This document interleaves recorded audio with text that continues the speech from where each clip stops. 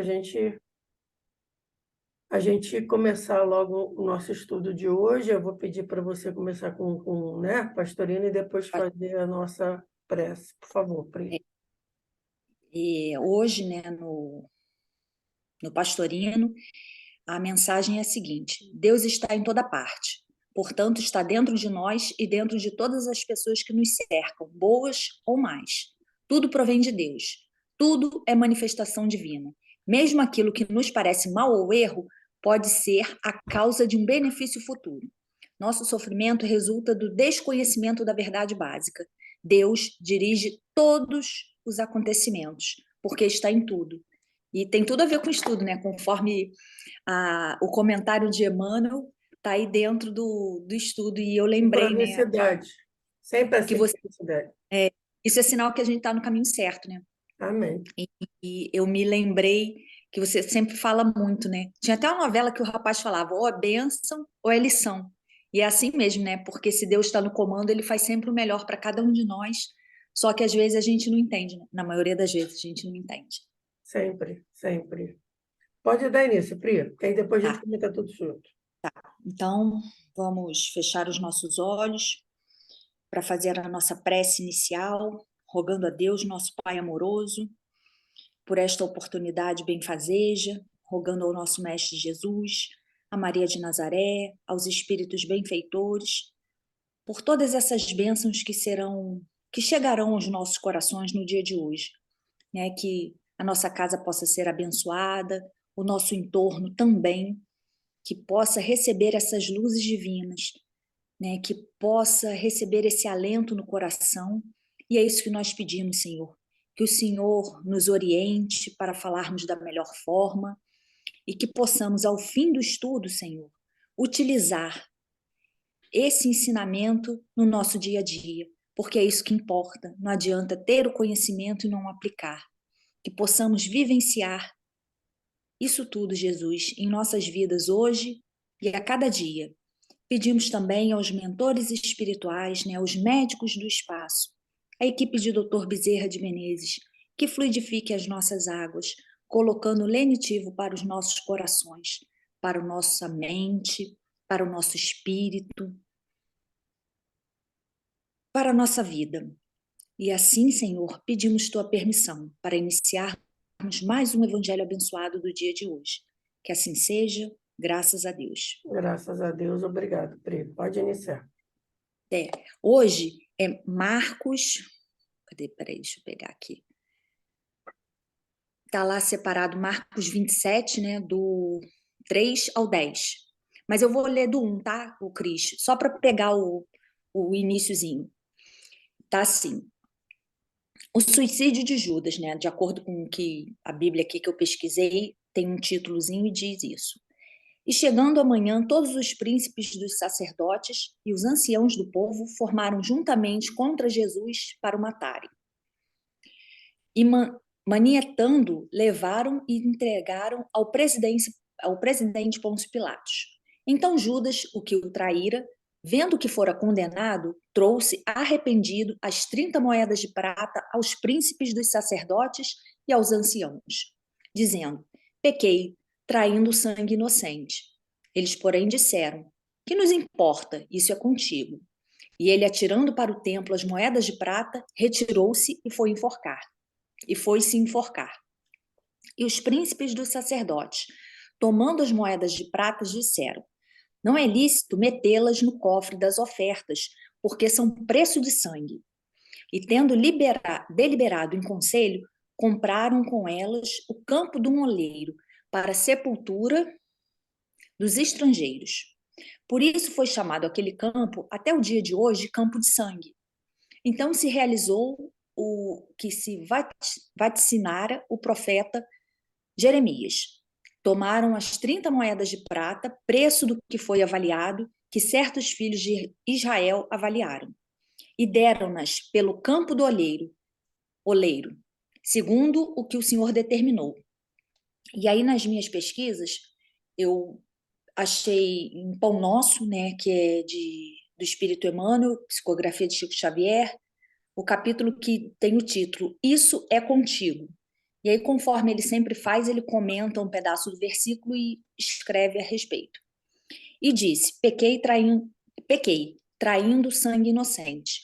Eles, porém, responderam: que nos importa? Isso é contigo.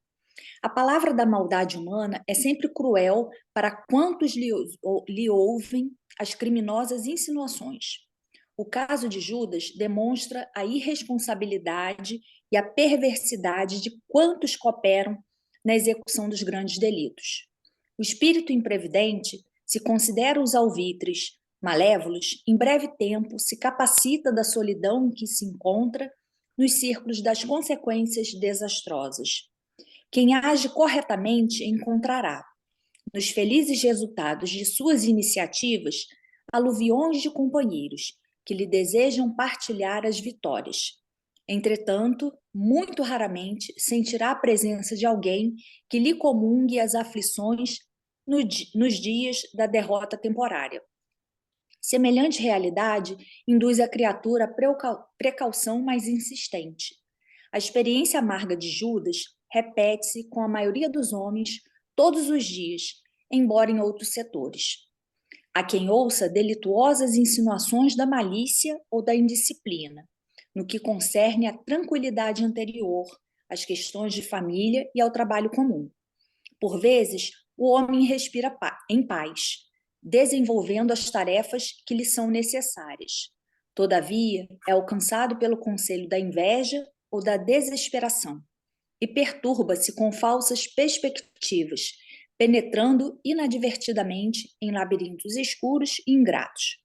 Quando reconhece o equívoco do cérebro ou do coração, volta-se ansioso para os conselheiros da véspera, mas o mundo inferior, refazendo a observação a Judas, exclama em zombaria: que nos importa? Isso é contigo.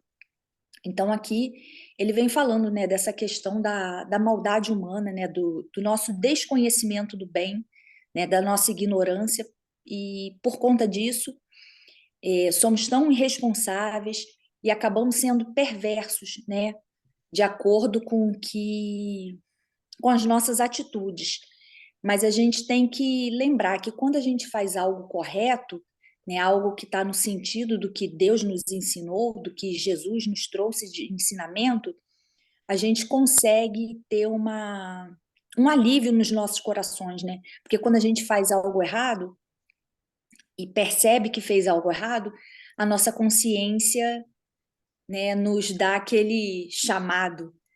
Então, que a gente possa ter, assim, os olhos, né, voltados para o bem, para o amor, né, prestando atenção em tudo que a gente faz, porque Emmanuel vem dizendo, né, que essa experiência amarga de Judas se repete com a maioria dos homens, conosco mesmo, né, todos os dias, e ele vem falando que isso acontece em muitos setores. Então a gente tem que reconhecer esse nosso erro e seguir a caminhada, né, lembrando que é um dia de cada vez, né? Que hoje eu faço algo melhor do que eu fiz ontem e eu tenho que me preparar para fazer amanhã algo melhor ainda e não ficar se preocupando, né, com essas questões que não nos levam a nada, né, Cris? Sim, eu separei aqui uma frase aqui que eu achei importante, tá? Quando você diz aqui, perturba-se com falsas perspectivas. Então, aqui eu vou fazer um link com muita coisa que a gente já estudou sobre a coisa do sistema e do antissistema. Então, Uhum. quando o ser humano, aqui, ó, falsas perspectivas, quando o ser humano ele persegue ilusões, ele coloca toda a sua energia a perseguir uma falsa perspectiva ou uma ilusão, e ele acaba, em algum momento, se desiludindo, e essa desilusão vai trazer para ele um desequilíbrio, que vai ser um desequilíbrio espiritual, emocional, etc. Nessas ilusões, a gente pode colocar aqui um leque imenso de coisas, desde, tipo assim, você perseguir uma profissão que não é a tua. Tipo, eu quero ser cantora de não sei das quantas, nem voz eu tenho, não está aqui no meu destino. E eu recebo vários sinais pela vida de que não é por ali, mas eu continuo. pode ser também perseguir a ilusão da fortuna, perseguir até mesmo uma paixão e tudo mais.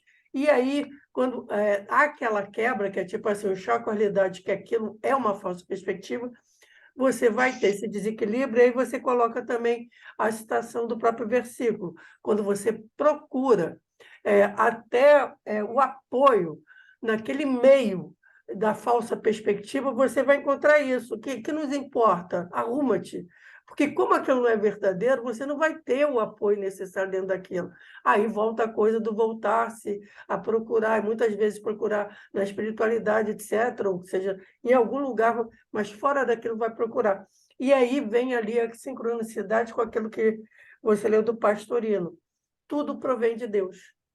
Aí volta aquela história, o que não é bênção é lição. Então, esse sofrimento, essa desilusão, até esse desequilíbrio que você encontrou por perseguir essas falsas perspectivas, aquilo vai te trazer um sofrimento, que aí vai ser a lição do tentar reencontrar o caminho certo, reencontrar ou encontrar pela primeira vez o caminho certo, que é o que a grande problema que a humanidade ainda vive, é ter consciência de que a vida é uma experiência material, mas que serve apenas para a evolução espiritual. E a gente faz justamente o contrário. A gente vive como se a vida fosse material. Então, agora, indo aqui para o estudo do Pastorino, primeiro eu vou fazer um adendo aqui, porque ele começa fazendo uma grande dissertação, porque, como a gente já sabe pelo estudo dele, ele não concorda com essa história de que Judas entregou o sangue inocente e depois se arrepende. Relembrando, Pastorino, nos estudos dele, ele acredita que Judas estava se entregando consciente, mas era entregando aquele um espírito que estava entrando numa iniciação. Ele era o cara que entregava, como a gente diz, que está entregando realmente o cordeiro ao holocausto, mas não é simplesmente pelo holocausto em si. Na realidade, ele estava ajudando Jesus a passar pela sua última prova na Terra, que era justamente a coisa da morte de Osíris. Então, ele vai fazer toda uma dissertação a esse respeito. Ele acredita de que o texto foi manipulado em vários momentos da história, ou sem querer, ou tendenciosamente, mas isso não vem ao caso no momento, e eu não trouxe essa parte toda. Eu estou entrando só na parte mesmo daquela explicação mais mística que ele costuma dar, tá? Que aí também é até meio curta. Vamos lá, então. O desespero de Judas, ao ver sem esperança a situação de seu mestre, poderia ser justificável se ele não pertencesse ao colégio iniciático e, portanto, não estivesse a par do que deveria acontecer. Ele coloca até esse deveria em letras maiúsculas. Mas, cônscio de antemão de como fatalmente deviam ocorrer os fatos, não havia razão para tão cedo verificar-se um arrependimento teatral. Admitimos que tenha havido um choque tremendo na personalidade humana de Judas, não na individualidade, porque a individualidade tinha plena consciência do que ocorreria, mas na personalidade de Judas, ao ver Jesus demonstrar sobre a cruz todos os sintomas da morte real. Nesse ponto, sim, deve ter fraquejado, mas não antes disso. Como discípulo de escola, escolhido como sacerdote para oferecer a vítima ao altar do holocausto, conhecendo, como devia conhecer a fundo, os ritos da iniciação. Sabia que, esse saber também coloca com letras maiúsculas, sabia que para galgar mais um passo, era essencial que sobreviesse a condenação, para que pudesse sujeitar-se ao sacrifício que o elevaria Jesus na escala iniciática. Talvez não estivesse preparado em sua condição de encarnado, com uma personalidade limitada, a alcançar o ponto extremo a que chegaria a morte de Osíris. Ele vai, de novo, citar a morte de Osíris como sendo esse ritual iniciático da morte aparente. Ele vai fazer até aqui uma alusão daqui a pouco, o que foi a morte de Lázaro, que foi uma coisa calma e tranquila, que ele vai explicar que talvez o que tenha criado esse choque na personalidade emocional, na personalidade encarnada, na personalidade de Judas, tenha sido o modo como Jesus morre.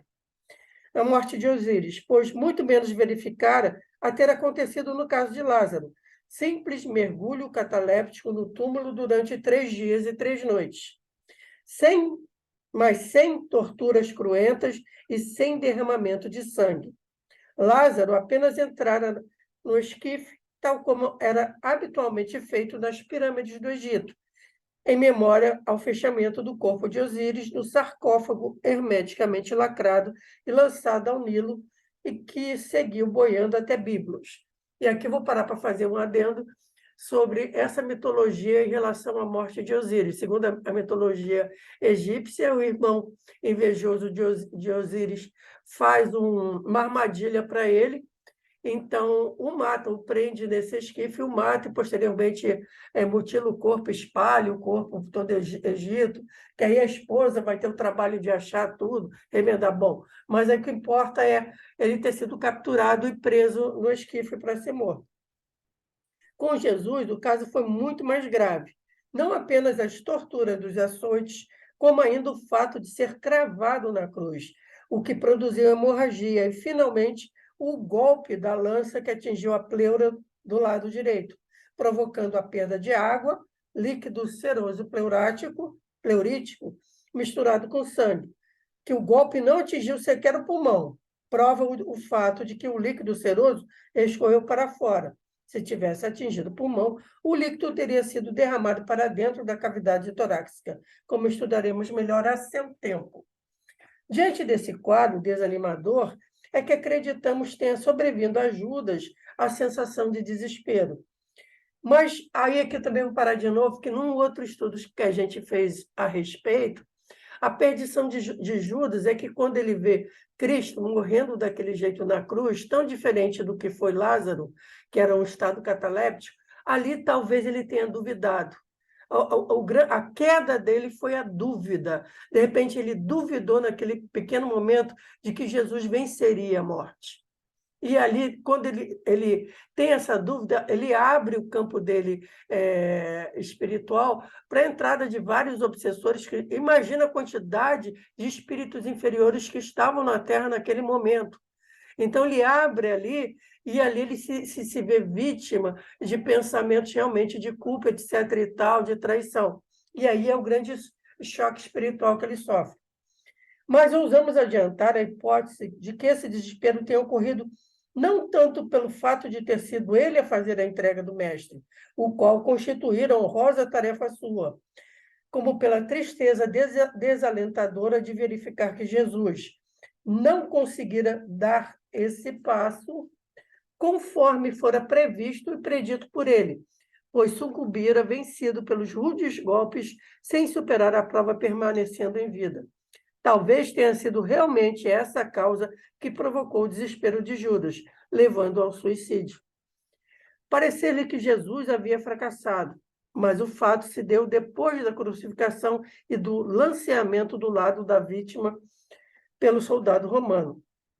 Temos consciência de que a questão Judas tem sido tratado por nós de maneira totalmente nova e original, diferente de tudo que foi dito e escrito durante os últimos 2000 anos. Ou seja, ele reconhece aqui o Pastorino que ele está trazendo um conceito totalmente diferente em relação a Judas, que tem sido visto como traidor pela maioria dos estudos escritos durante os 2000 anos.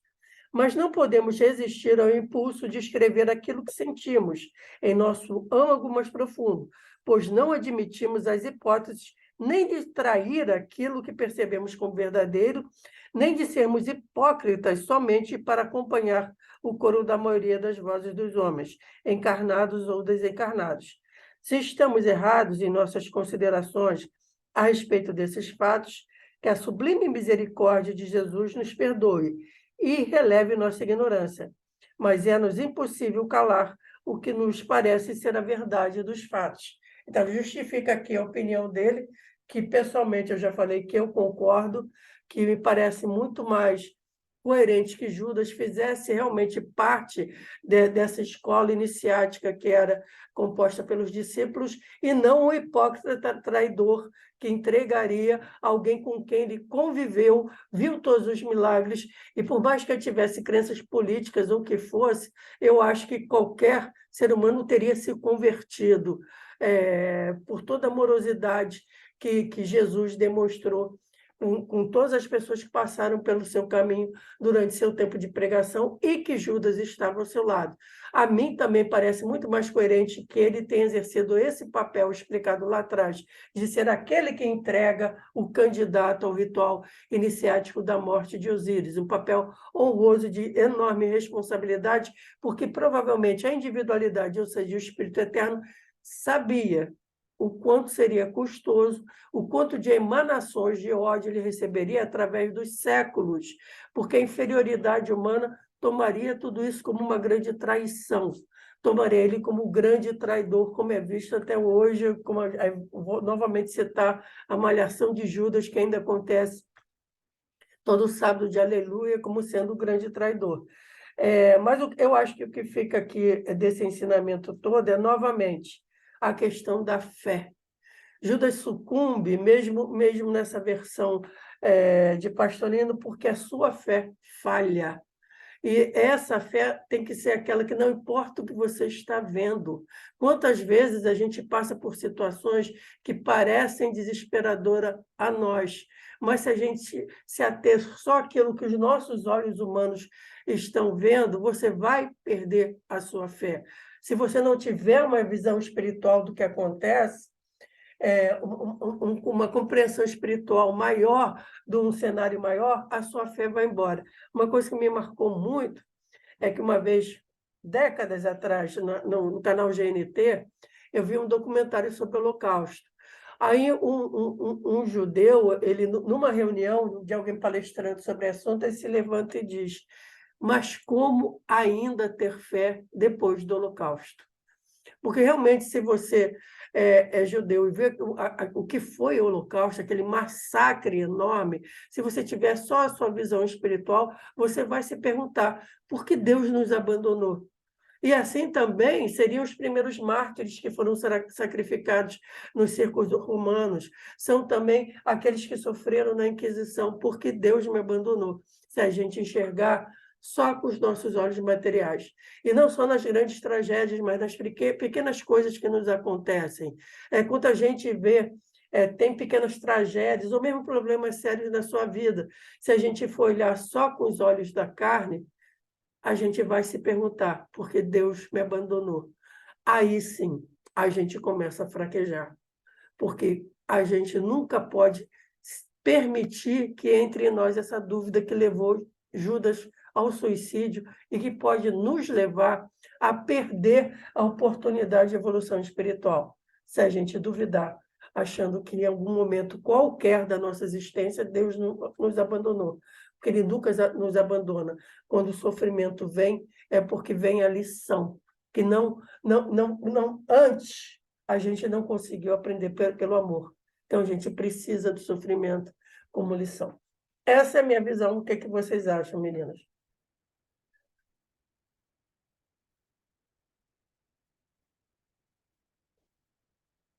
Alguém tem que abrir o microfone e falar alguma coisa, por favor. Vou pedir desculpa aqui de ter chegado atrasada, mas eu acredito, não sei se seria a palavra certa, numa versão e outra sobre Judas. Preciso estudar mais sobre esse meio, essa iniciação, né, esotérica que ele fazia. Eu desconheço isso, mas confio também nisso, né? É complicado às vezes. Queria até dar um testemunho de que a nossa fé não deve falhar nunca, porque o Pai do Céu está internado agora no CTI, ele vai fazer 93 anos, e já está bem fraquinho, né? e eu fui buscá-lo com... O Celso foi atrás no carro, eu fui na ambulância com ele, levando ele para o hospital, e ele ficava deitado, falando ai, ai, ai, ai, ai, ai. Aí eu falava para ele ter calma, que ele estava sendo assistido, que ele ia para o hospital, que ele ia fazer exame, e para que ele confiasse em Deus. Aí, como ele não parava de falar ai, ai, ai, eu tentei mudar aquela vibração, falei, vamos fazer uma oração. Aí ele rezou o Pai Nosso, a Ave Maria. Eu sabia que ali tinham espíritos que estavam acompanhando ele, assim, mas mesmo assim a minha fé era pouca, sabe? Eu entendi isso, né? Porque eu pegar um grão de mostarda, embora eu estivesse ali falando com ele, né? E ia dar vai dar certo, vai dar tudo certo para mim, pode não ser para ele, né? Sim, Embora ele tenha um conhecimento espírita, nós somos espíritos, né? Do nosso espiritual, né? E eu falava assim, mas ele está aqui, né? Sofrendo. A minha fé ainda era bastante pequena, embora eu aí estivesse no papel de confortá-lo. E lembrei até de um livro que eu tenho, na história de um padre, que todo mundo no vilarejo confiava muito no padre, só que o padre tinha perdido a fé. Mas o padre era aquele que incentivava, que falava sobre a fé, mas ele mesmo já não tinha nenhuma, sabe? É interessante isso. E como a nossa fé ainda é muito pequena, da gente perceber isso. E eu percebo essa coisa, né, da pequenez, da mediocridade da minha fé, mas mantenho ela firme, mesmo sendo muito pequenininha. E ela vai aumentando à medida que o sofrimento vem, né? vai Mas a cuidando do gente seu sabe grãozinho, que né? Vamos cuidando do vai, nosso vai, grãozinho. É grãozinho, mas a gente vai cuidando dele. é, é isso aí. Pri? Mercedes, a nossa fé é pequena, né? Mas a gente tem que lembrar que é da sementinha que sai a árvore frondosa, né? E a gente tem que ir cultivando todos os dias. E assim, quando o Pastorino, no início, né, que eu li lá a página de Pastorino, que diz que Deus está em tudo, né? Que a gente precisa acreditar nisso, né? Que se a gente for pensar, Deus, o nosso Pai amoroso, é criador do universo e tudo funciona assim perfeitamente, né? Então a gente tem que lembrar desses fatos para ir fortalecendo, né, os nossos corações. E você fez o certo mesmo, né? Porque a oração é o que nos conecta a Deus, né? E quando a gente pede em oração, Ele nos escuta, Ele nos auxilia, né? E assim, o que você estava falando também, né, em relação à fé, porque às vezes o que eu acho que é bom para mim não é bom, né? Um filho às vezes pede algo para o pai, para a mãe, e a mãe fala assim, não, isso eu não posso fazer por você, você não vai fazer isso. E o filho não entende, né? Quando é novo, pequenininho, às vezes faz aquela pirraça, quando é jovem fica emburrado, mas depois, lá na frente, ele entende que aquilo foi para o bem dele, e Deus sempre proporciona o melhor para cada um de nós. A gente tem que estar sempre escutando a palavra, né? Sempre refletindo, para a gente poder ter a fortaleza no coração, porque não é fácil, mas é possível, Sim. né? E pode falar, Cristina. Não, e ter consciência de que o sofrimento vem de qualquer jeito, tanto físico quanto moral, ele vem, porque é necessário E vir. passa, e ele vai passar, né? Não é eterno. Eterno são só as palavras de Deus, né? O que a sua lei é eterna, né? Tudo que Deus criou é o verdadeiro e não muda, né? A gente que vai mudando as nossas concepções. E quando, aproveitando aqui para falar rapidinho de Pastorino, né, a questão da limitação de Judas, né, preso à matéria, a gente sabe, né, que quando a gente está preso à matéria, a gente acaba se limitando um pouco, né, aí fala que a carne é fraca, não é a carne que é fraca, né, nós que não somos robustos o suficiente para poder entender o que acontece. E essa questão, né, de Judas, né, que a dúvida muda quando você comenta aí que a dúvida abriu o campo vibracional dele, né, para os sentimentos ruins, né? A gente tem que lembrar da importância que nós temos da sintonia espiritual, né? Porque nós somos receptores, né? Nós recebemos, nós enviamos ondas, então a gente tem que estar sempre tomando muito cuidado com isso, né? E Jesus até nos falou, vigiai e orai. Então a gente tomar cuidado com o que a gente lê, com o que a gente vê, né? Com as nossas leituras que possam ter uma palavra edificante. Eu sei que a gente acorda numa correria danada, que tem que fazer uma porção de coisas, já acorda em cima da hora, mas olhar pelo menos para o céu e falar, ai meu Deus, obrigado, ou depois que você já estiver a caminho do trabalho, né, olhar o céu, se tiver com chuva, fala assim, ah, está chovendo, ah, está muito calor, ah, está frio, né, mas lembrar que tudo é necessário, né, o dia de sol, o dia de chuva, né, então até a tempestade é necessária, né, porque a tempestade faz aquela limpeza, então a gente tem que lembrar que tudo é bom, né, a gente tem que ter aquele olhar colorido, né, para ver tudo e agradecer a Deus, né, porque a cada dia nós temos o presente de poder fazer o melhor pelas nossas vidas, né? E você falou uma coisa muito importante aí, Pri. Como nós somos rádios que transmitem e recebem, a gente escolhe em que quer sintonizar. Então, esse exemplo que você está dando, que tá chovendo, está muito calor, está nevando, se você escolhe ir pela sintonia boa, pode estar nevando, um frio danado ou um calor enorme, mas você pode chegar a lembrar, mas graças a Deus eu estou aqui de pé, podendo andar para sentir isso na minha pele, e não estou dentro de uma cama de hospital, preso no climatizado sem sentir nada. Mas aí é alguém que decide sintonizar no bem, na visão otimista da coisa. Quem decide sintonizar na coisa ruim vai ser, ai, que calor horrível, não aguento esse calor, ai, não aguento mais tanto frio. São escolhas que a gente faz, são modos de ver as coisas, que a gente pode ver algo de bom até aquilo que a Mercedes falou, ele estava ali no sofrimento e tudo mais, bem velhinho, talvez ele venha a falecer e tudo mais, mas ele está num processo de cura. Só que essa cura não necessariamente é do corpo. A cura pode ser somente do espírito, e aí não seria somente, porque a principal cura que a gente tem que alcançar na nossa existência é a cura do espírito, não é do corpo. E às vezes, infelizmente, até no final da vida a gente tem um saldozinho de sofrimento para passar que acaba fazendo um desencarne doloroso. O Espiritismo mesmo diz, não há um nascimento nem uma passagem iguais, cada um tem, isso é bem individualizado, o que vai acontecer com cada um, e aí entra todo um processo kármico de existências passadas, de débitos, etc. e tal, mas que podem ser, ao longo da vida, com atitudes de amor, de caridade, suavizados, ou até mesmo eliminados. Mas aí volta novamente a maravilha do livre-arbítrio. Eu acho até que hoje nós estamos construindo até a nossa morte, o modo como nós faremos nossa passagem. Hoje nós estamos fazendo.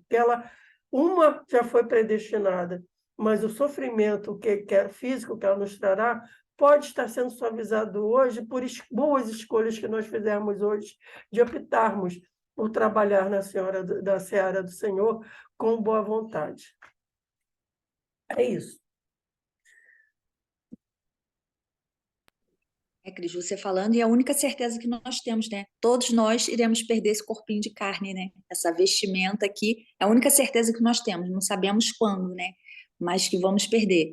E você estava comentando aí, eu lembrei de um caso que Divaldo fala muito, né? Que ele, não tô, a história certinha eu não vou conseguir relatar, mas ele foi lá pedir por alguém, né?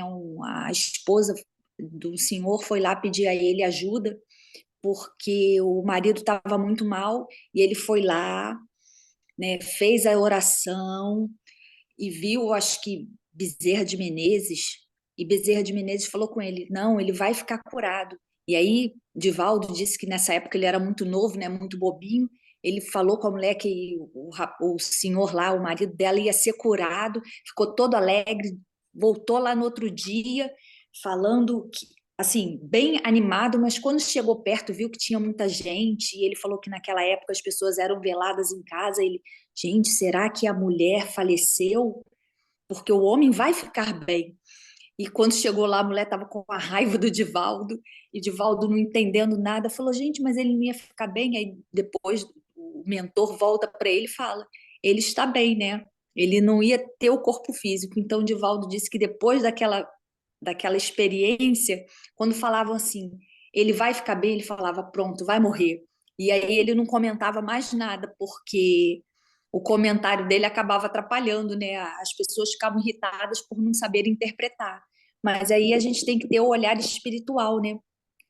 Sim, E não o olhar da matéria. Mas é sim. difícil, né? Muito difícil. A gente ainda está muito preso à matéria. Mercedes, quer falar algo? É uma brincadeira sobre as certezas. Eu tenho três. A primeira é que Deus existe, a segunda é que eu vou desencarnar, e a terceira é que eu pago imposto. Não é só uma certeza, não. Três, Opa. são três. Bom, gente, quase pouco menos de 2 minutos, então eu vou pedir para fazer a Pri para fazer uma prece rápida e depois eu coloco o tema de estudo no grupo, tá? Por favor, Pri.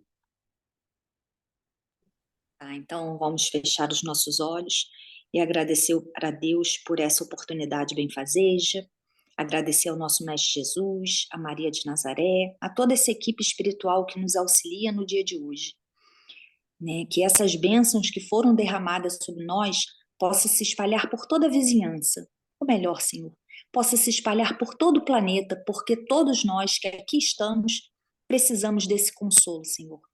Fortaleça o coração daqueles que estão mais necessitados, aqueles que estão passando por dificuldades, sejam elas físicas, morais, financeiras, que elas possam ter a certeza de que o Senhor está em tudo e que não acontece nada sem a sua permissão, né? Que essa certeza possa animar os nossos corações a cada dia de nossas vidas, Senhor. E te damos graças por esse dia, e assim seja. Amém. Amém. Só para adiantar, tá? Não sei se vai dar tempo. Jesus é o Senhor do sábado. Lucas 6, de 1 até 5. Lucas 6, de 1 a 5. Deu tempo, viu? Deu tempo para fazer tudo. Ainda vai dar tempo aqui, eu acho, de agradecer a vocês pela presença. Que Deus nos ilumine para a gente continuar persistindo na nossa tentativa de aprendizado de um pouquinho da maravilha que é a mensagem de amor do Evangelho, que a gente compreenda o quão grande